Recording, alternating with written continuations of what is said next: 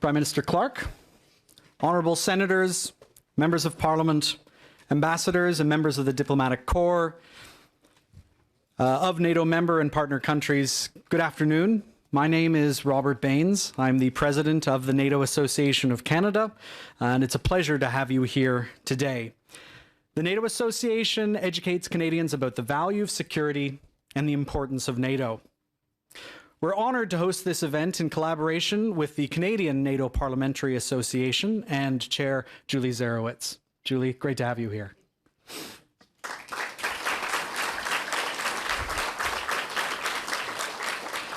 I'm also extra pleased to recognize His Excellency David Angel, who's our ambassador to NATO.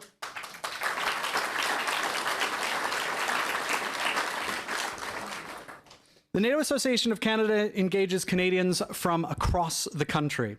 They're trying to learn about and appreciate NATO. The mission seems to become more urgent with every passing month. I'm sure all of you will agree. The task is one of education, and like all education, it never ends. It's a constant challenge. It will never be complete. Canadians have not been in the habit of appreciating their security for quite some time now. That's changed. All of us know it. It's key that we as a country recognize that we have a responsibility to maintain the security that was won so hard at the end of the Second World War through the idea of maintaining peace through strength. That must be part of the Canadian psyche. That's what the NATO Association strives to do every day, and we're eager that the rest of the country helps along to celebrate this year of the 75th anniversary of NATO, an extraordinary treaty and organization. Today, of course, we have the chance to honor NATO's leader in person. 10 years of Secretary General Jens Stoltenberg. We're honored to host you, sir, and I look forward to our program. Sponsors. I do have to acknowledge our sponsors. As most of you know, nonprofits, charities like ours need sponsors and support. I'd like to recognize our gold sponsors, OMERS, Lockheed Martin, and the Power Corporation of Canada. Thank you so much.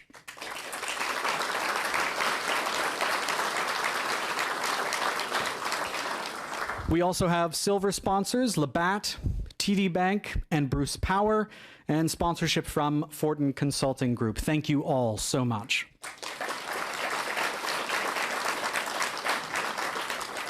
Last but certainly not least, our Honorary Chair Emerita, Catherine E. Langley-Hope, and the Tricia A. Langley Estate together have donated over $500,000 to the NATO Association. Catherine, thank you so much.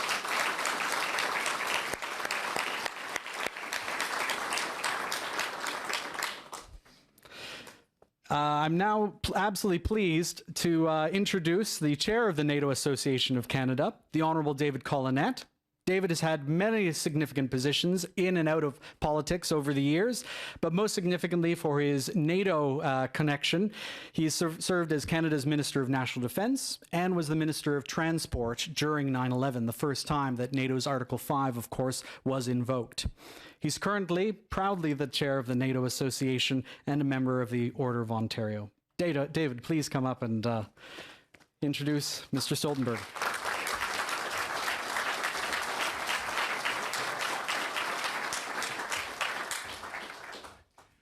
Merci, Robert.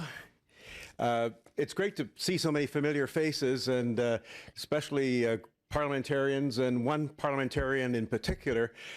We served together many, many years ago, former Prime Minister Joe Clark, who is with us. Please give Prime Minister Clark a hand.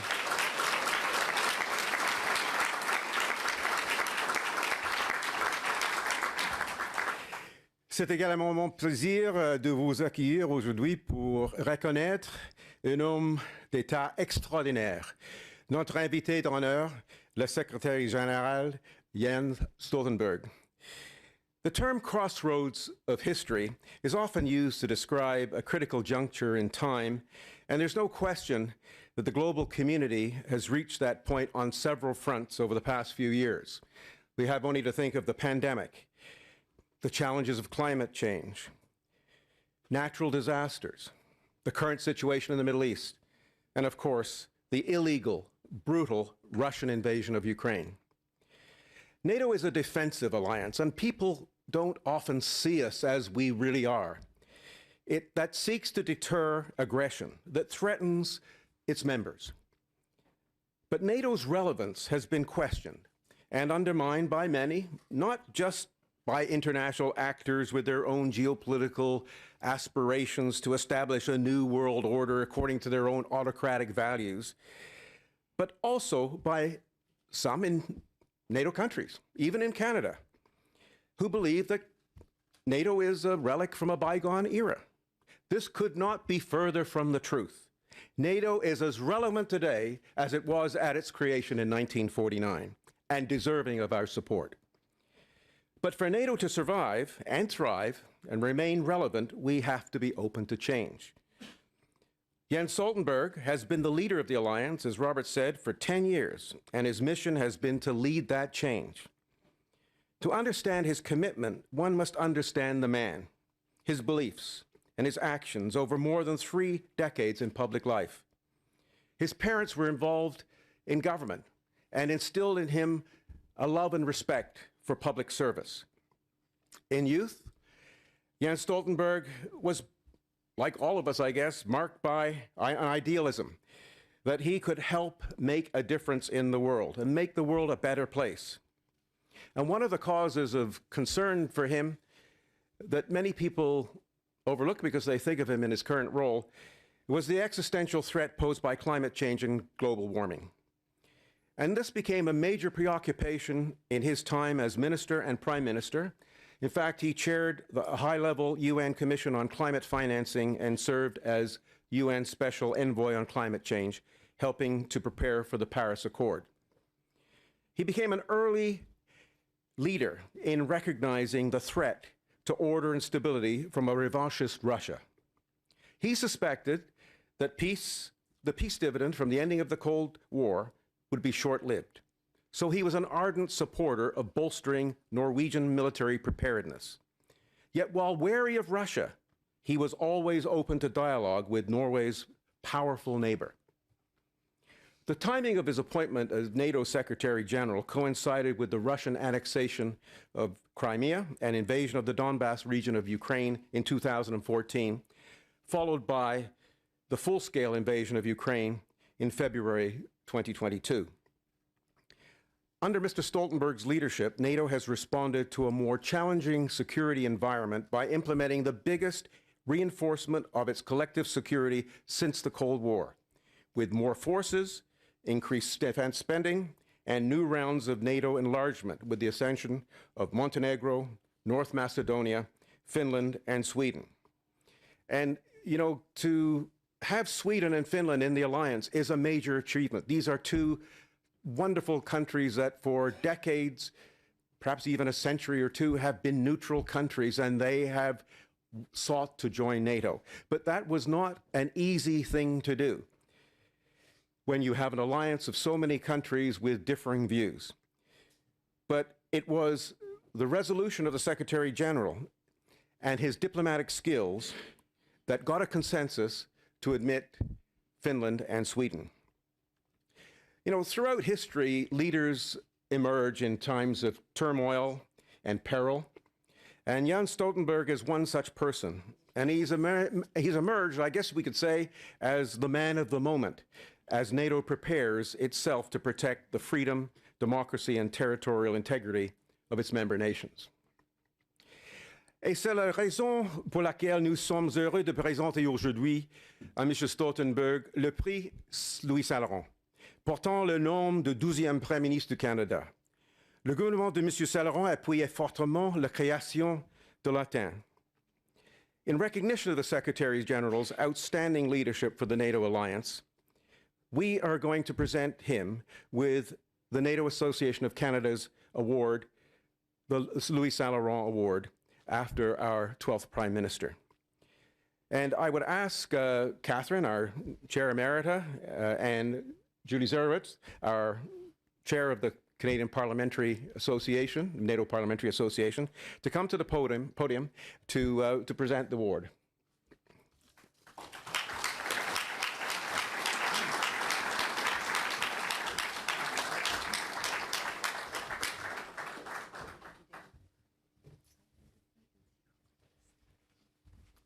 And we need the Secretary General, please. Small detail.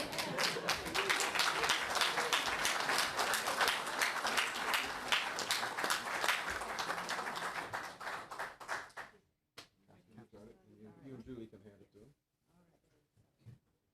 So I am going to read from the script. And the award reads, presented to Secretary General Jens Stoltenberg for outstanding contributions towards the ideals and principles of maintaining peace and order that are enshrined in the Washington Treaty. Sir?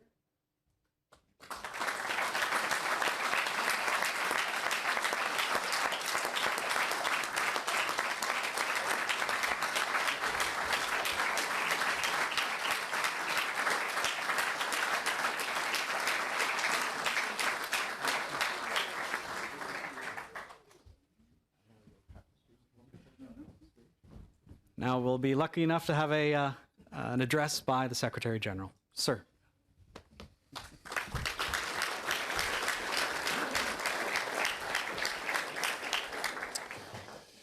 Good afternoon. It's great to see you all. And David, thank you so much for your kind words. Your public service in politics as a minister has really made a difference, not only for Canada, but also for NATO. So it's great to see you and great to meet all of you. Many thanks also to the NATO Association of Canada and the Canadian NATO Parliamentary Association for inviting me to be here today. It is good to be back in Canada. I feel at home in this country. And last time I was here, I went to Cambridge Bay with Prime Minister Trudeau and the Defence and the Foreign Minister. And we visited NORAD, this early warning radar, and it was actually extremely useful for me to see this myself. And also extremely interesting and great to be in the high north of Canada. The visit today may be a bit less, what should I say, exciting in the way that it's not in the high north, but at least the climate is actually much, and also very different actually in the way that it's extremely warm here now. That was not the case up in the high north. But anyway, thank you so much. It's great to see you all, and I appreciate this opportunity to say some few words. But let me start by express my gratitude and to tell you that it is really a great honor to receive the Louis St. Laurent Award, named after Prime Minister who oversaw Canada joining NATO back in 1949.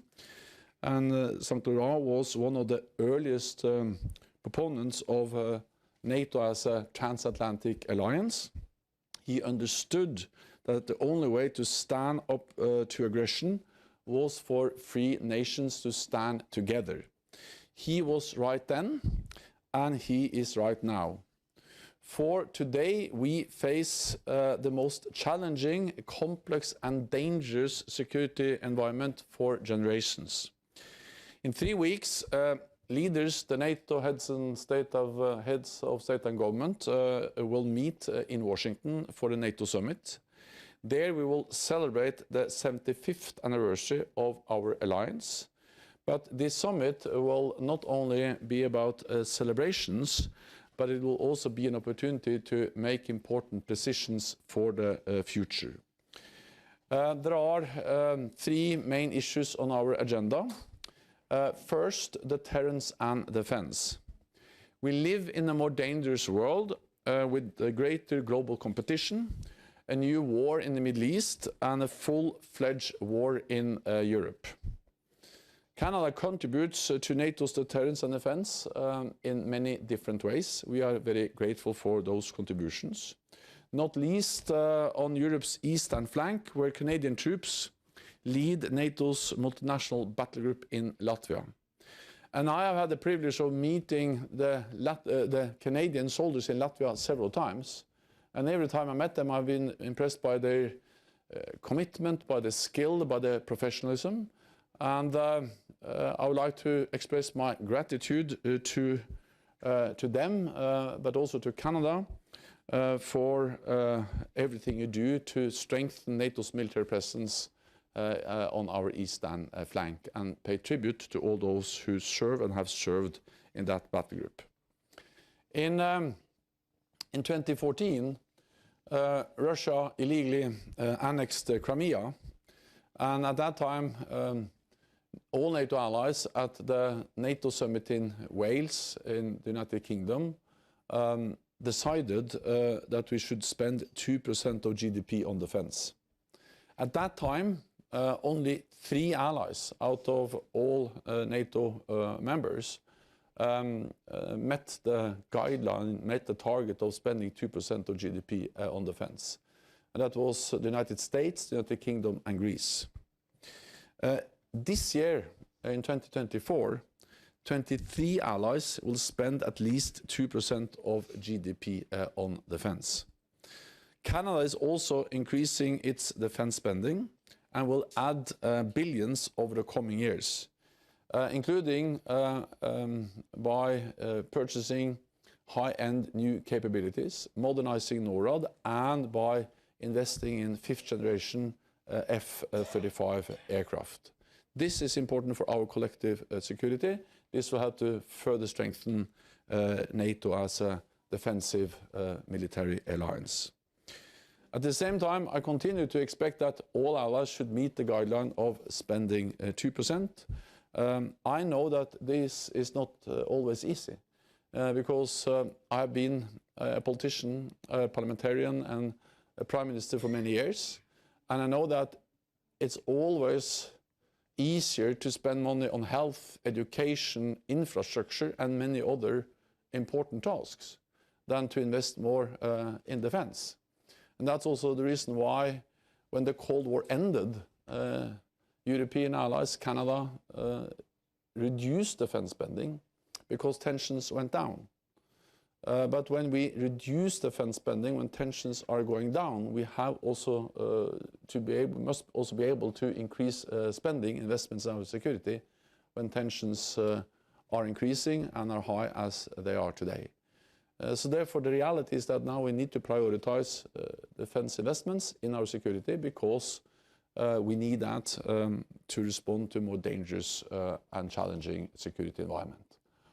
And as I said, the reality is that that's what NATO allies are doing. 23 allies on 2% or more, and more allies are approaching 2% out of those who are not yet at that target. The second topic for the summit, and the most urgent one, will be Ukraine. Since Russia's full-scale invasion, NATO allies have provided unprecedented levels of support to Ukraine. Again, Canada is really among those allies who have provided significant and substantial support to Ukraine. And not only since the full-scale invasion in 2022, but I was in Ukraine back in 2015, and I remember I visited a training site in the western part of Ukraine, where actually Canadian soldiers, officers, were training the Ukrainians already back then. So not only have Canada provided essential support after the full-scale invasion in February 22, but you are among those allies who have been there for the longest time and helped them also prior to the full-scale invasion. And the support, the training you provided before the invasion proved extremely important when Russia launched a full-scale invasion a couple of years ago. Since the invasion, Canada has provided billions of dollars in aid to Ukraine, including air defense systems, battle tanks, and F-16 pilot training, on top of a lot of ammunition and other military equipment and support, which has made a difference on the battlefield for Ukraine. This has been indispensable for Ukrainians to fight back and to survive as a sovereign nation. But this winter and spring, we saw serious delays and gaps in delivering support, with consequences on the front line. We cannot let this happen again, and that is why I expect allied leaders to agree for NATO to lead the coordination and provision of security assistance and training for Ukraine. I also have proposed a long-term financial pledge with fresh funding every year for Ukraine. The more credible our long-term support, the quicker Moscow will realize it cannot wait us out. The sooner this war will end. It may seem like a paradox, but the path to peace is more weapons to Ukraine to convince President Putin that he cannot win on the battlefield.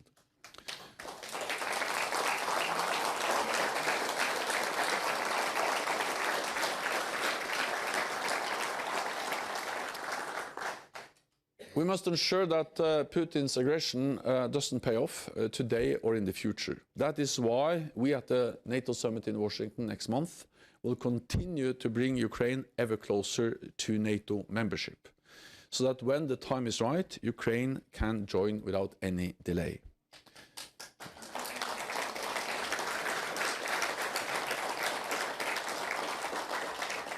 The third major topic at the NATO summit is our global partnerships, especially in the Indo-Pacific.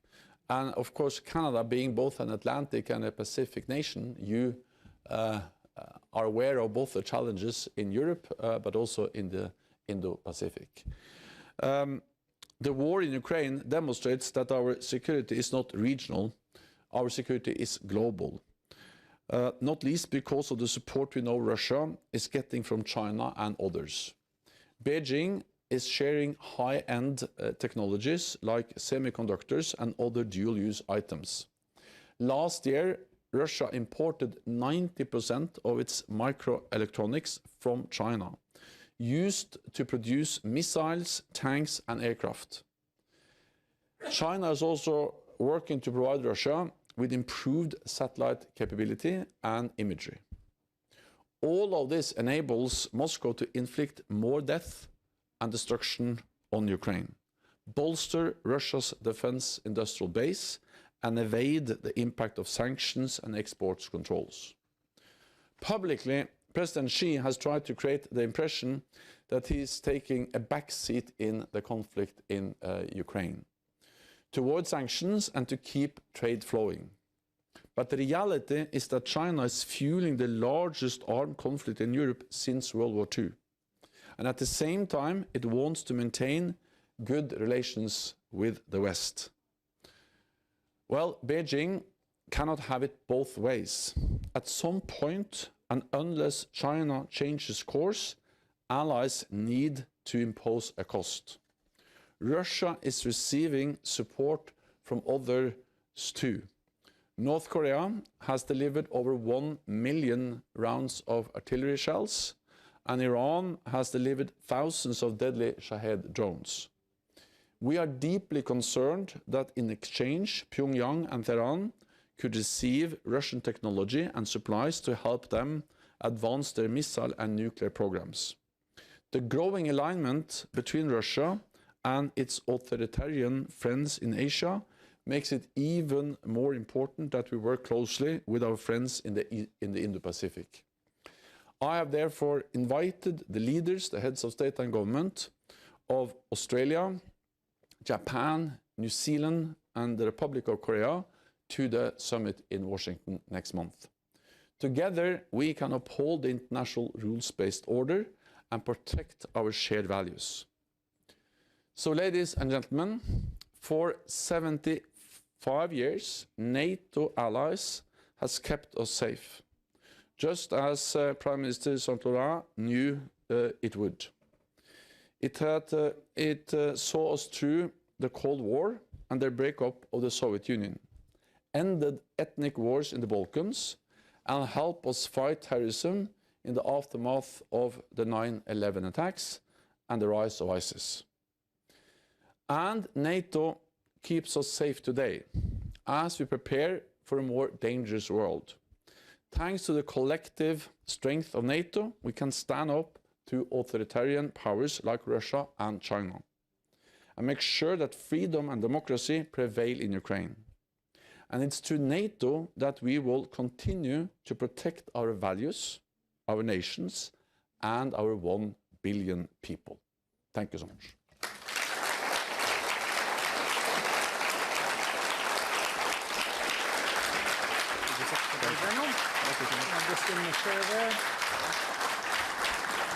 Thank you, Secretary General. I'm pleased to invite Lisa LaFlamme up to the stage now. We have, yes, please, round of applause. And absolutely the forefront of Canadian journalism for over 35 years. Everybody knows her and respects her. Lisa, thank you so much. We're just going to get a lavalier on the Secretary General. But we have 10 minutes for a fireside chat, I'm happy to say, and then 10 minutes for questions from the floor. There are 2 mics on either side, so start thinking of your question. Lisa. Thank you, Robert. It's always nice to be in Ottawa. Can you hear me? Working? Check, check, check. Always great to be in Ottawa, especially in a heat wave. I always say this is the one time every man knows what it's like to go through menopause. And you were raised by a feminist, so you probably know. It's really wonderful to have this opportunity to meet with you, to speak with you today on such a pivotal time for NATO. And there's, thank you so much. There's a lot of ground to cover. But I want to start at the end, if I can, your actual leadership. And the fact that your mandate has been extended 4 times, is it 5 times? It's sort of morphing into a Rolling Stones farewell tour. Is this really it for you in October? Or because already so many people in the room have been saying they don't want to see you leave? I promise to answer that question in a moment, but first, I will not, what I say, take over the role of the organizers, but there are many free seats over here for some important people, and they have not come, so you can go and sit there. Ah, there you go. Yeah, I mean it. See, Those what people, a leader, honestly. Seriously, you have can't too many leave. shy people over there, so there are seats here. That's the first thing. Then, I'm raised by a feminist, but not only a feminist. My mother was called, her name was Karin Heiberg, or Karin Stoltenberg later. She lived in Montreal for many years, studied at McGill, and actually married a Canadian. Wow. But that's not my father. So. But isn't that how you ended up meeting Leonard Cohen? Didn't I read that somewhere? As now we are far off the item of today, but Leonard was together with a Norwegian woman, Marianne. We know the song. Ilen, and they lived at the island down in Greece. But before that, Marianne and my mother Karin, they were friends here in Canada. Oh. And the man that my mother married was a friend of Leonard Cohen, and I don't know so much more, but. I think, I'm going to go out on a limb and say this makes you an honorary Canadian. Definitely. But I can say one more thing. And Leonard came to Oslo. Leonard Cohen came to Oslo. Let's say I was Prime Minister. I guess it was 2010 or something, and gave a big concert. And I was there together with Karin, my mother, and Marianne Ilen. Wow. And that was really touching. That was just a few years before he passed away. So there is a relationship between Canada and Norway that goes to Leonard Cohen. That is beautiful. Yeah. Okay, but then now let's get serious, folks. So then, I will. It has been a great privilege to serve as Secretary General of NATO, especially in this very pivotal and important, critical years for NATO. And it has been an honor to work with Canada and all the NATO allies. But everything has to end, and my tenure ends on the 1st of October. And I am stepping down knowing that the alliance is now very, very close to decide on my successor. And that will also... the candidate out there is Mark Rutte. He is a great man. He has been Prime Minister for many years. He strongly believes in the transatlantic bond. He's a friend and colleague. NATO will be in very good hands, given that Mark Rutte is going to be the next Secretary General. What would your best piece of advice to him be?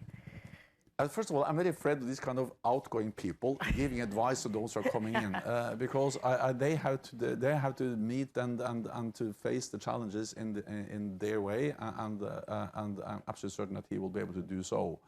And then I have great respect for that the final decision has not been taken. It will be taken by allies, not by me. But the most important challenge, task for any Secretary General of NATO is to ensure that we remain together. Because, you know, if you look at NATO allies, we are very different. We are different countries from both sides of the Atlantic, and we are Christian Democrats and conservatives and social democrats and liberals and many different things. And we disagree, and we have different views on the climate change and abortion and a lot of things. But the strength of NATO is that we have always been able to unite around the core task, and that is that we protect each other, that we stand together, because we know that we are democracies. We respect that, the fact that we disagree, that we have elections, that we elect different political leaders, and that we have free and independent press, and that people can have different views. That's what we are protecting. And as long as we agree on that core task, then we will prevail. Because North America and Europe together, we are 50% of the world's economic might and 50% of the world's military might. So we are by far the strongest power in the world. So we just have to stand together, protect against those authoritarian powers out there, and then everything will be fine. And I want to get into the authoritarian powers and the new alliances, the increased alliances. But and you've mentioned so much significant progress in Belgium last week, this week in Washington. But I actually want to zero in on some of your very stark words and warnings, if you will, about Russia's heightened aggression campaign, whether it's against NATO member states. So, you know, hybrid warfare, these sorts of things. You're here with a Canadian audience on Canadian soil. What is the risk you refer to that Canadians should be aware of? We should be aware of, all of us, that one thing is a full-fledged armed military attack. We know that how that looks like, and we know how to respond. And we have plans, we have forces, and the purpose of NATO is actually then not to fight the war, but to prevent the war, to prevent the military attack. And as long as we are strong, as long as we are united, there will be no military attack on any NATO allied country, because we are one for all for one, and then we succeed in preventing a military attack. As we have done for 75 years, and I'm absolutely certain that NATO will be able to do that also in the future.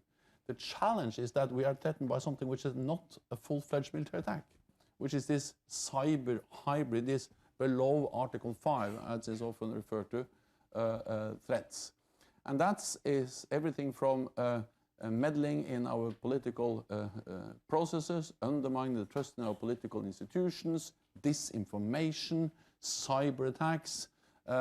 We have seen across Europe now many sabotage actions against critical infrastructure and so on. So what we have to do is, as an alliance, to increase awareness, to be aware that these are real threats.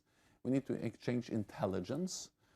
We have seen several examples now in Europe where they have made arrests have been made based on intelligence shared by other NATO allies, prevented sabotage and action against critical infrastructure and other targets in Europe. It's about protecting critical infrastructure, protecting cyber networks, and perhaps most importantly, to counter disinformation. And to counter disinformation is partly a task of governments, NATO, to put out the fact, to ensure that facts and correct information is available. But I believe that at the end of the day, the most important way to counter disinformation is to have a free and independent press, with independent journalists who are asking different questions and checking their sources. That is quite sometimes a bit annoying for people like me. But actually, I'm more in favor of free and independent press now than ever before, because I see the danger of not having it. So to ensure we have free and independent press, is perhaps the best way to make us more resilient against disinformation. And certainly we all know that, Vladimir Putin is, trying to short-circuit the system by overloading it with lies. And we all watched, I'm sure, with great interest, his red carpet welcome in Pyongyang with North Korean leader Kim Jong-un. They have now signed what is being referred to as pledging a mutual support against aggression. When you heard that today, can you translate for us what we need to be aware of? We need to be aware of that authoritarian powers are aligning more and more. And they are supporting each other in a way we haven't seen before. Until recently, Russia at least tried to distance themselves a bit from North Korea, and they supported some of the UN security resolutions, putting sanctions and putting, as I say, obstacles for North Korea to develop nuclear weapons and missile programs. But they're now walking away from that. Just the fact that he went to North Korea, that he signed and agreed this pact of mutual defense, demonstrates how they support and help each other. We see that also, of course, in the war in Ukraine. North Korea has provided enormous amount of ammunition. We see how they're loading on containers with ammunition on trains in North Korea, and they go all the way across the border between North Korea and Russia. It's a small border by the Pacific coast. And the trains go all the way to the front line, and they unload, and this ammunition goes straight to the front, attacking also Ukrainians. So, of course, in return, Russia is giving something to North Korea. And we are very deeply concerned about the possibility of also Russia now providing support for their nuclear and missile programs. So again, the answer is that when they are more and more aligned, authoritarian regimes like North Korea, China, Iran, Russia, then it's even more important that we are aligned as countries believing in freedom and democracy. So NATO is in that way even more important now than before. You said just in your early remarks that China can't have it both ways, but it does. It has it both ways. So what is the impact on NATO, this new invigorated relationship between China and Russia? China, who is clearly unafraid of very publicly supporting Russia.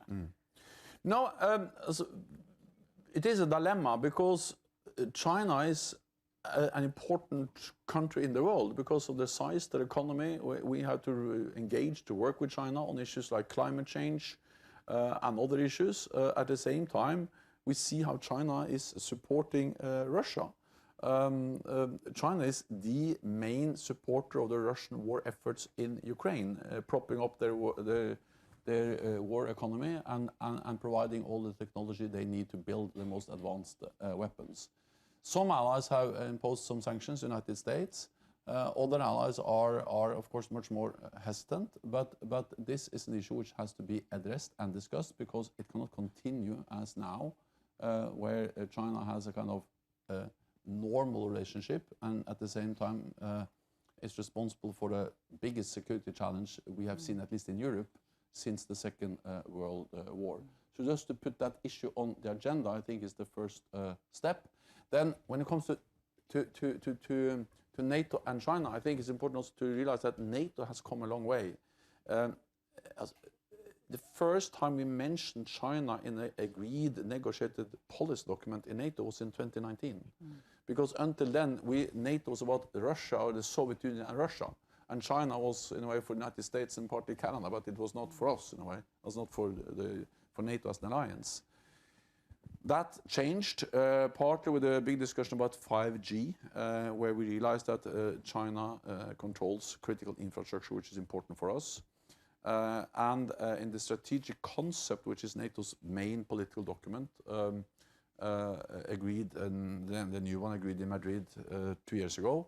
That's the first time we have language about China. The previous strategic document doesn't mention China with a single word. So we have come at least some way, and we are coordinating more what we do also related to China. It also puts NATO in a decade or so confronting two major opponents. How close do you think, and maybe I'm not wording that right, but at this moment, what is the risk of nuclear escalation, given all of these increased alliances?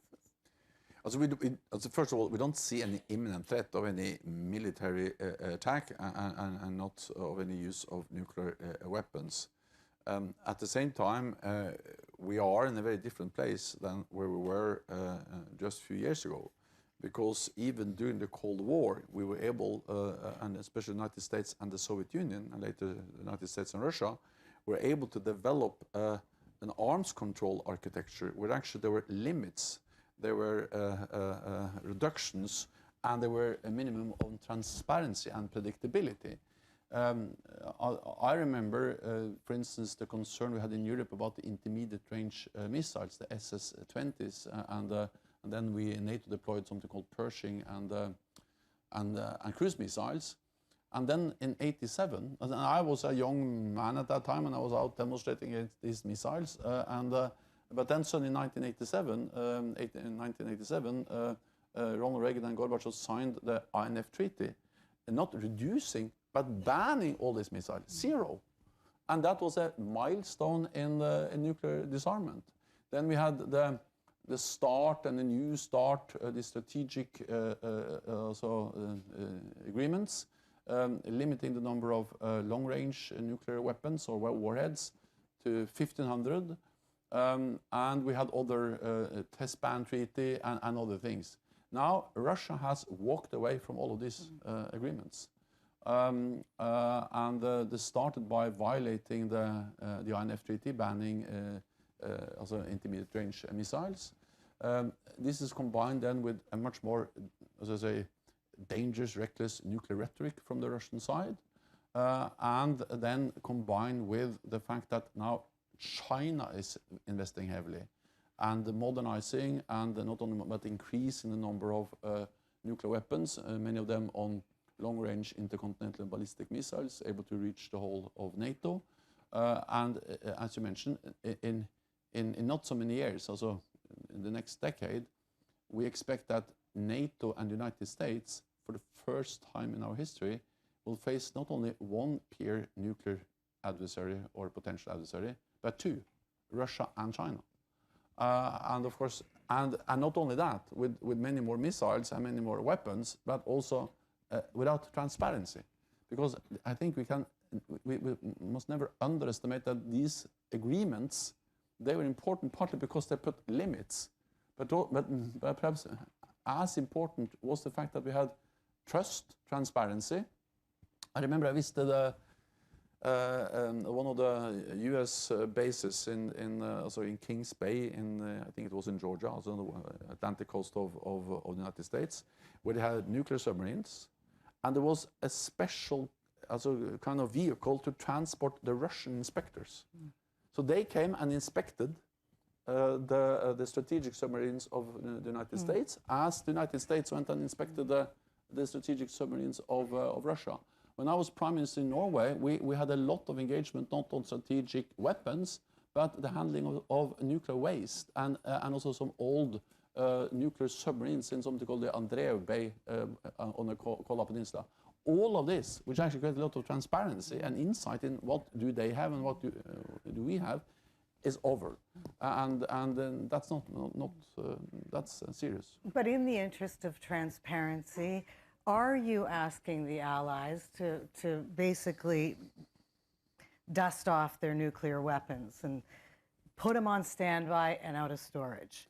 I think NATO has been and will continue to be a nuclear alliance, and we have effective and secure nuclear deterrent and nuclear weapons. The United States has, United Kingdom and France, but then we have a special arrangement with the United States where they have nuclear warheads, weapons based in Europe, and then we have European allies providing planes, bases, infrastructure. So together, this is what we call the nuclear sharing arrangements or NATO's nuclear deterrent. This is something we had in place for many years, from decades. We are now in the process of modernizing that, but that is something that has been planned for a long time. It's not a response to any specific decision from the Russian side, partly because these nuclear missions or nuclear deterrent has been based on F-16s. Now allies are replacing the F-16s with F-35s, more modern planes, and the United States is also modernizing the weapons. But NATO, we are going to react in a calm and measured way. We're not going to, in a way, mirror exactly what Russia and China are doing, but we just have to be certain that we have a credible nuclear deterrent, and we will continue to have that. Well, there's no doubt that in the last 2 years and 118 days, I think, since the full-scale invasion of Ukraine, the world has changed. NATO has clearly changed, as you outlined in your remarks. But, you know, in this country, inevitably, when you talk about NATO, someone points out Canada's failure to hit that 2% target GDP funding. And according to your tracking, NATO tracking, which I think just came out yesterday, Canada is at 1.37%, so still under. And I just wonder, do you think this issue is actually hurting Canada's reputation among the allies? I think Canada is a highly valued and highly respected NATO ally because actually you are quite big. I mean, you have to remember that Canada is not a small ally; it's one of the biggest NATO allies, both when it comes to territory. You are an Atlantic, polar, and Pacific nation. You have a strong army, big economy, and you also contribute to our shared security, to our collective defense. You have been an important part of our mission in Afghanistan. We are now together in Iraq with a training mission there. And you are present in Europe. You lead the battle.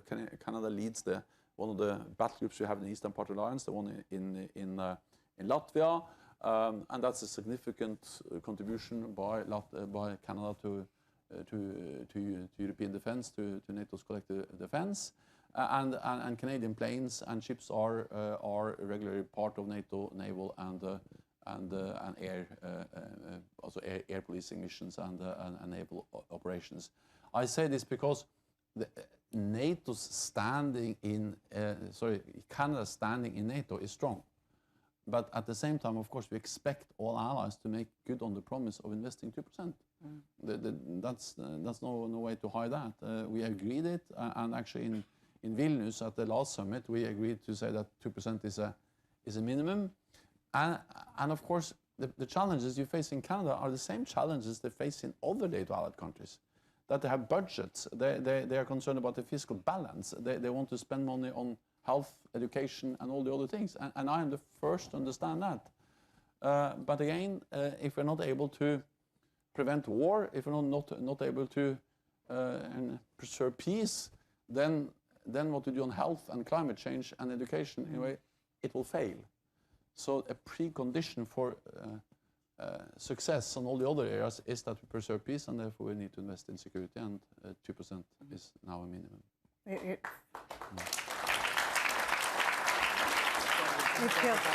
Pardon?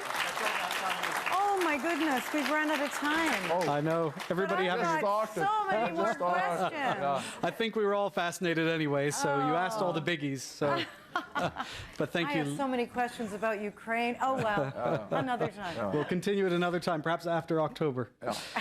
But this is just the final part of our program, and it's one of my favorites. And if you don't mind just staying up here, especially Secretary General, we've got the NATO Association is an organization that's vital. It is constantly churned up again and again. Every 4 months, we have a group of new interns who help to make sure that the organization is taking a look at new ideas, new ways to communicate to Canadians, making sure that we're part of new conversations with different groups across the country, not just the traditional defense and security crews that we have in various cities and different provinces, but we're trying to get into cultural communities, people across all sorts of different disciplines. So our interns help us do that. And I'm pleased today to present our Trailblazer Award. Our internship has been going for 30 years. A couple of years ago, we decided that we should start recognizing one intern every year to help be that symbolic face of the internship, because so many of our interns really do put in a lion's share of work at the NATO Association, and we couldn't do it without them. So first of all, just a round of applause to interns generally.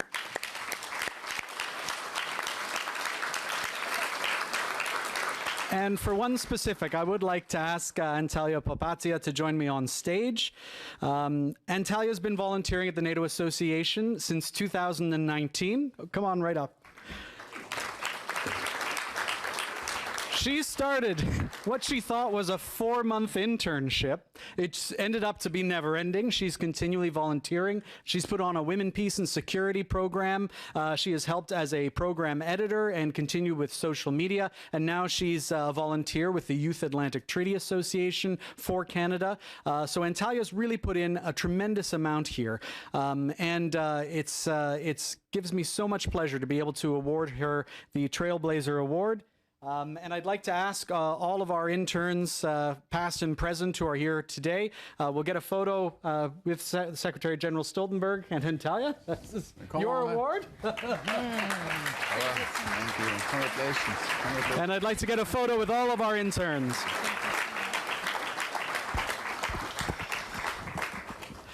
But I must say, as they're assembling here, don't they look like a fun bunch, eh? It's not just our interns who carry our message. Everyone in this room has that opportunity. When you're just out with friends, when you're talking with colleagues, the whole reason for being of NATO is you.